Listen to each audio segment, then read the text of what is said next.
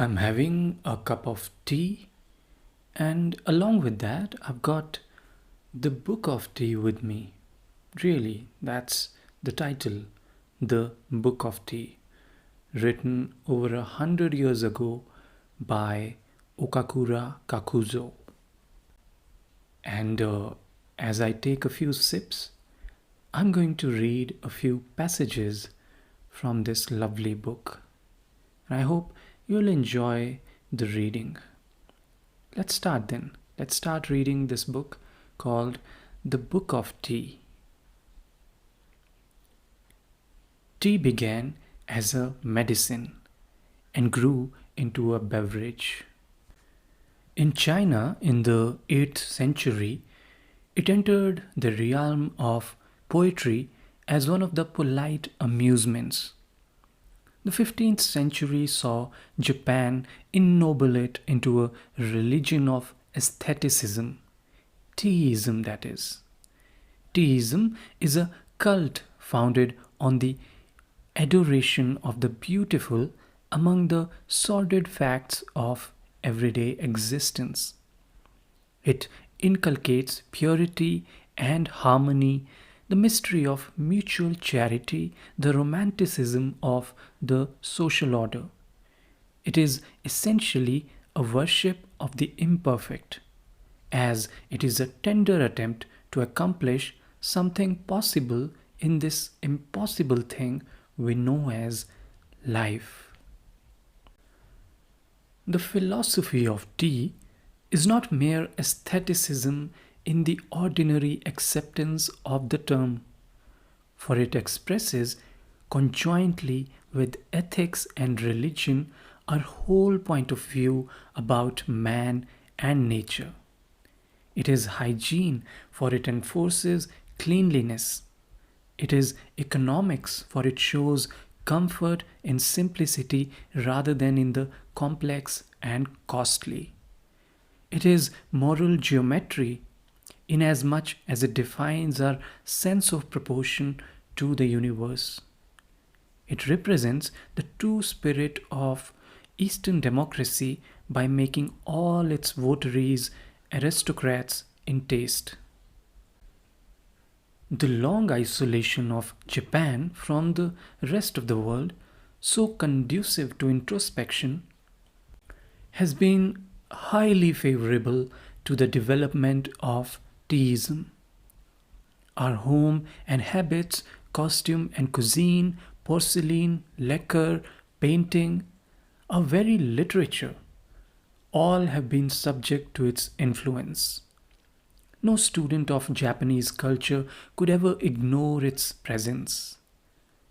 It has permeated the elegance of noble bourgeois and entered the abode of the humble. Our peasants have learned to arrange flowers, our meanest laborer to offer his salutation to the rocks and waters. In our common parlance, we speak of the man with no tea in him when he is insusceptible to the serio-comic interests of the personal drama. Again, we stigmatize the untamed aesthete who, regardless of the mundane tragedy, runs riot in the springtide of emancipated emotions as one with too much tea in him. The outsider may indeed wonder at this seeming much ado about nothing. What a tempest in a teacup, he will say. But when we consider how small, after all, the cup of human enjoyment is, how soon overflowed with tears, how easily drained to the dregs in our quenchless thirst for infinity, we shall not blame ourselves for making so much of the teacup. Mankind has done worse. In the worship of Bachus, we have sacrificed too freely. And we have even transfigured the glory image of Mars. Why not consecrate ourselves to the Queen of the Camellias and revel in the warm stream of sympathy that flows from her altar? In the liquid amber, within the ivory porcelain, the initiated may touch the sweet reticence of Confucius, the piquancy of Lao Tse, and the ethereal aroma of Shakyamuni himself. Those who cannot feel the littleness of great things in themselves are apt to overlook the greatness of little things in others. The average Westerner, in his sleek complacency, will see in the tea ceremony but another instance of the 1,001 oddities which constitute the quaintness and childishness of the East to him. He was wont to regard Japan as barbarous while she indulged in the gentle arts of peace. He calls her civilized since she began to commit wholesale slaughter on Manchurian battlefields.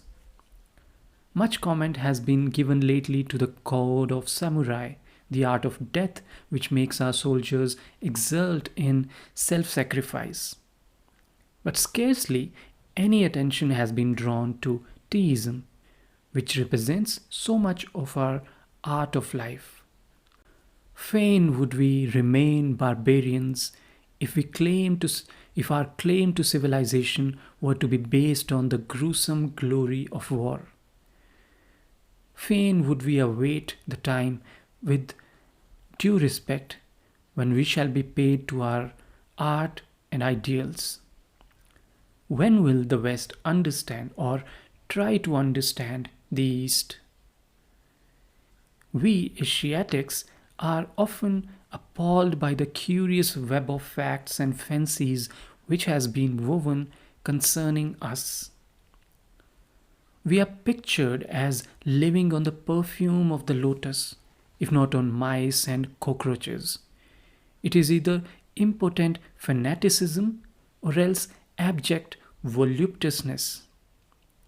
Indian spirituality has been derided as ignorance, Chinese sobriety as stupidity, Japanese patriotism as the result of fatalism. It has been said that we are less sensible to pain and wounds on account of the callousness of our nervous organization. Why not amuse ourselves at our expense? Asia returns the compliment. There would be further food for merriment if you were to know all that we have imagined and written about you. All the glamour of the perspective is there, all the unconscious homage of wonder, all the silent resentment of the new and undefined. You have been loaded with virtues too refined to be envied, and accused of crimes too picturesque to be condemned. Our writers in the past, the wise men who knew, informed us that you had bushy tails somewhere hidden in your garments, and often dined off a fricassee of newborn babes. Nay, we had something worse against you. We used to think you are the most impracticable people on the earth, for you were said to preach what you never practiced. Such misconceptions are fast vanishing amongst us. Commerce has forced the European tongues on many Eastern ports.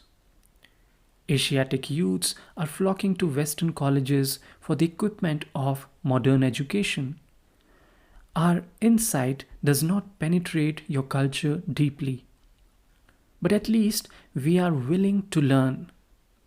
Some of my compatriots have adopted too much of your customs and too much of your etiquette, in the delusion that the acquisition of stiff collars and tall silk hats comprised the attainment of your civilization. Pathetic and deplorable as such affectations are, they evince our willingness to approach the West on our knees. Unfortunately, the Western attitude is unfavorable to the understanding of the East. The Christian missionary goes to impart but not to receive. Your information is based on the meager translations of our immense literature, if not on the unreliable anecdotes of passing travelers. It is rarely that chivalrous pen of a Lafcadio Hearn or that of the author of The Web of Indian Life enlivens the oriental darkness with the torch of our own sentiments. Perhaps I betray my own ignorance of the tea cult by being so outspoken. Its very spirit of politeness exacts that you say what you are expected to say and no more. But I am not to be a polite teaist. So much harm has been done already by the mutual misunderstanding of the new world and the old, that one need not apologize for contributing his teeth to the furtherance of a better understanding. The beginning of the 20th century would have been spared the spectacle of sanguinary warfare if Russia had condescended to know Japan better. What dire consequences to humanity lie in the contemptuous ignoring of Eastern problems? European imperialism, which does not disdain to raise the absurd cry of the yellow peril, fails to realize that Asia may also awaken to the cruel sense of the white disaster. You may laugh at us for having too much tea, but may we not suspect that you of the West have no tea in your constitution? Let us stop the continents from hurling epigrams at each other, and be sadder, if not wiser, by the mutual gain of half a hemisphere. We have developed along different lines, but there is no reason why one should not supplement the other. You have gained expansion at the cost of restlessness. We have created a harmony which is weak against aggression. Will you believe it? The East is better off in some respects than the West. Strangely enough, humanity has so far met in the teacup. It is the only Asiatic ceremonial which commands universal esteem. The white man has scoffed at our religion and our morals, but has accepted the brown beverage without hesitation. The afternoon tea is now an important function in Western society. In the delicate clatter of trays and saucers, in the soft rustle of feminine hospitality, in the common catechism about cream and sugar, we know that the worship of tea is established beyond question. The philosophical resignation of the guest to the fate awaiting him in the dubious decoction proclaims that in this single instance the Oriental spirit reigns supreme.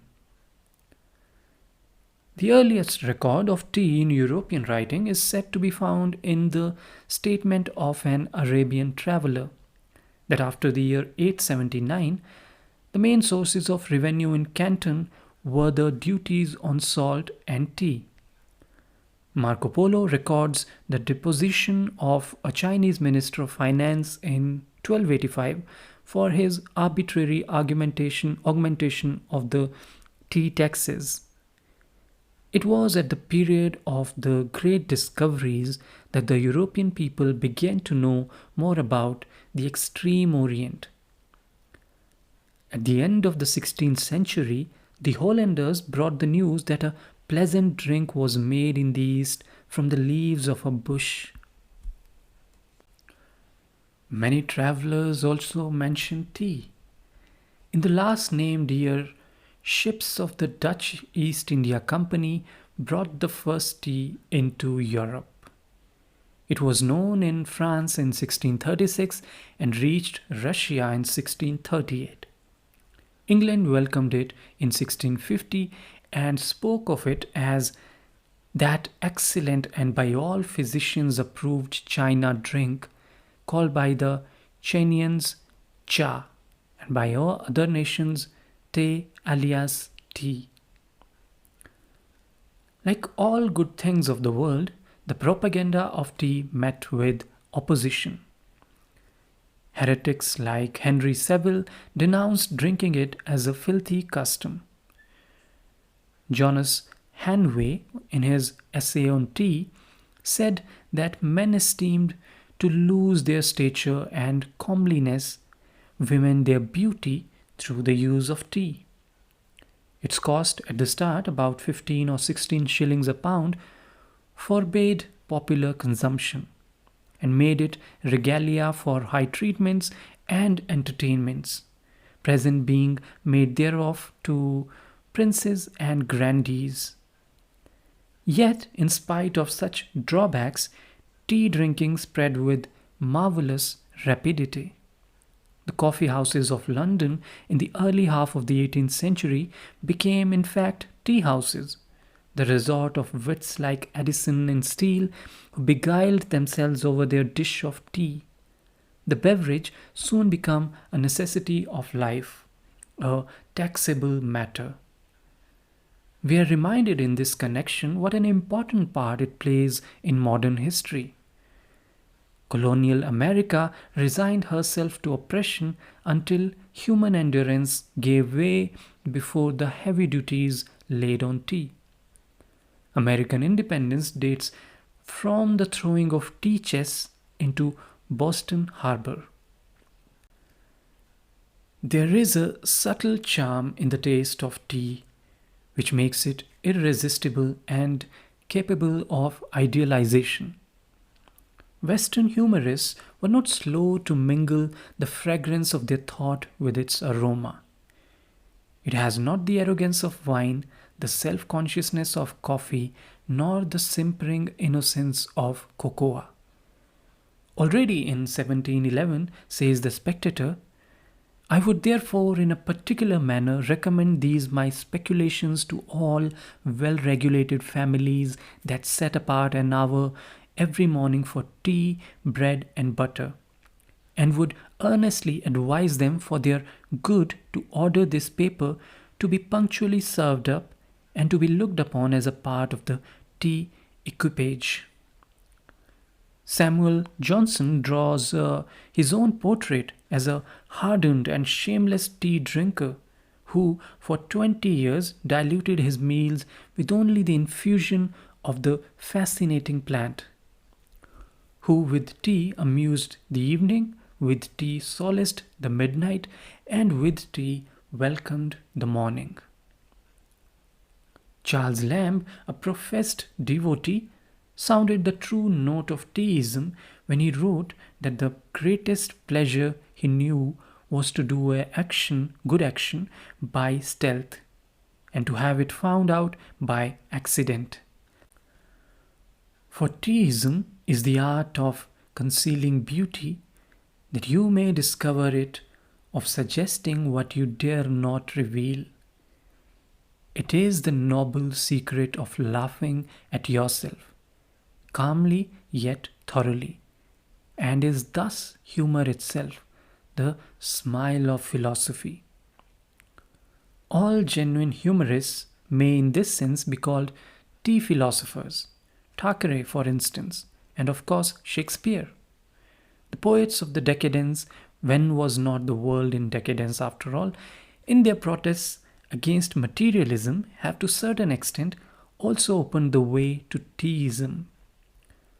Perhaps nowadays it is our demure contemplation of the imperfect that the West and the East can meet in mutual consolation. The Taoists relate that at the great beginning of the no beginning, spirit and matter met in mortal combat. At last, the Yellow Emperor, the son of heaven, triumphed over Shu Yung, the demon of darkness and earth. The Titan, in his death agony, struck his head against the solar vault and shivered the blue dome of jade into fragments. The stars lost their nests, The moon wandered aimlessly among the wild chasms of the night. In despair, the yellow emperor sought far and wide for the repairer of the heavens. He had not to search in vain. Out of the eastern sea rose a queen, the divine Niuka, horn-crowned and dragon-tailed, resplendent in her armor of fire. She welded the five-colored rainbow in her magic cauldron and rebuilt the Chinese sky. But it is told that Niuka forgot to fill two tiny crevices in the blue firmament. Thus began the dualism of love, two souls rolling through space and never at rest until they join together to complete the universe. Everyone has to build anew his sky of hope and peace. The heaven of modern humanity is indeed shattered in the cyclopean struggle for wealth and power.